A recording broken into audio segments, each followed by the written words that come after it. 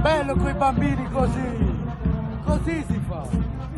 Non posso escludere che sia stato qualche componente della nostra banda, se fosse così sarei molto rammaricato per quanto accaduto. Ad ogni modo, come banda ci dissociamo totalmente. Per il presidente della banda cittadina di Caprino Veronese, Andrea Testi, sono ore decisamente complicate. Il video di alcuni elementi del gruppo impegnati in un'esibizione fuori programma dopo la festa di Carnevale con le note di Faccetta Nera ha fatto il giro dei social, scatenando la bufera.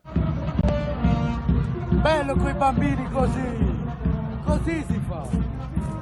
I bambini ascoltano. L'episodio è avvenuto martedì grasso. La banda, oltre 40 anni di storia, aveva suonato durante la sfilata dei carri allegorici e alla fine alcuni componenti del corpo avrebbero deciso di fermarsi nella piazza antistante il municipio dove è avvenuto il fuori programma con le note della canzone fascista. Il sindaco Paolo Arduini non ha voluto commentare la vicenda. Ora tocca alla banda decidere come muoversi nei confronti dei componenti responsabili del gesto.